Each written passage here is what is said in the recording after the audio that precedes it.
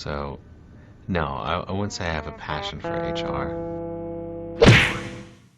Welcome back to Human Resources for the People. It's a human capital revolution.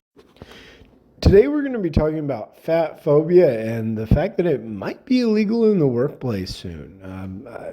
Multiple states are considering legislation to ban weight discrimination in employment. This article is from Zach Anstead. He's an associate out of the Parker Poe law firm. They're an employment law firm.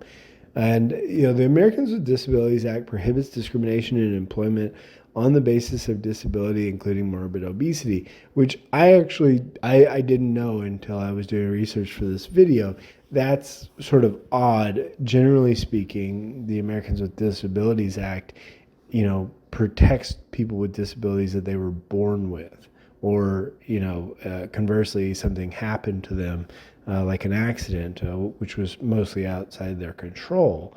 But here, it actually prohibits discrimination on the basis of morbid obesity, which is strange. Beyond that, the protections don't extend to employees who allege that they've been discriminated against based on their weight.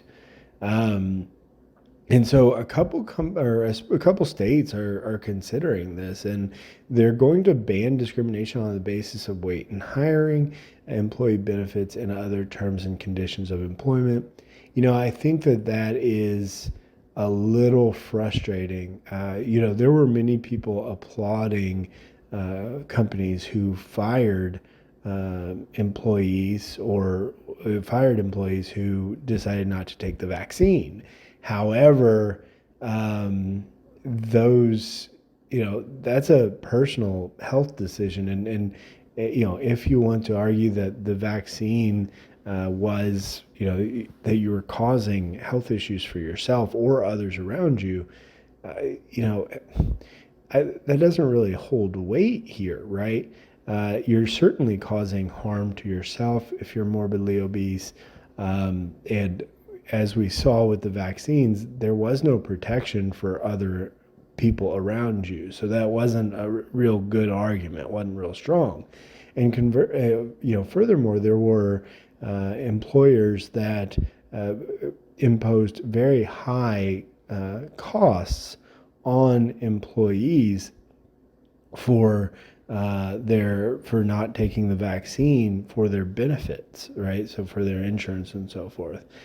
And here, you're required to not look at people's health when making decisions with respect to employee benefits.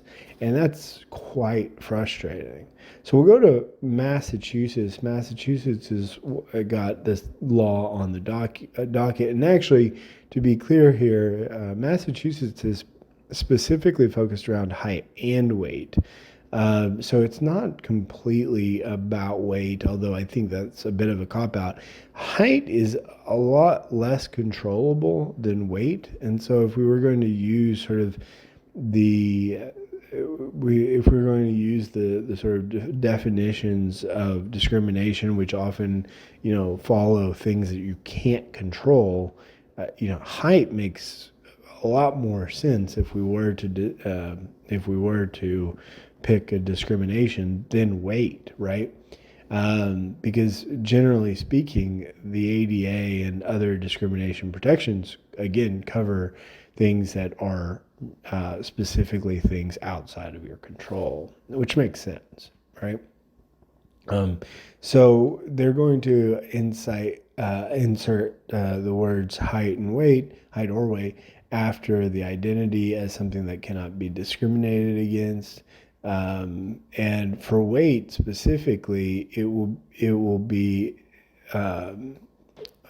the means a numerical measurement of total body weight, the ratio of a person's weight in relation to height, or an individual's unique composition of weight throughout their body size, shape, and proportions. Now, you could potentially or make some arguments based on the EEOC.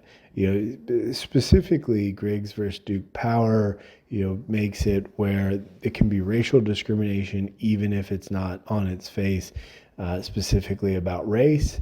There might be some arguments here, specifically with populations that are more predisposed to heavier weights, and so as a result, you probably wouldn't need to make this amendment. But that's sort of a not a full argument, right? That's not the best argument.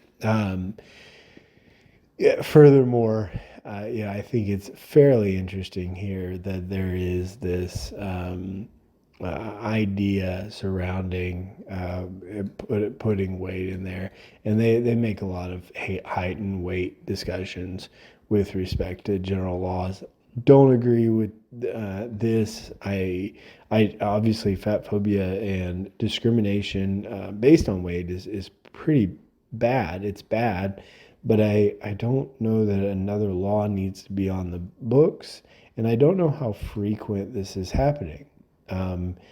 If you've experienced weight discrimination in the workplace, let me know. I'm interested. I think that that's an interesting conversation to have, and I'd love to hear it from y'all. So leave a comment down below, and we'll see you on the next video. Bye, guys.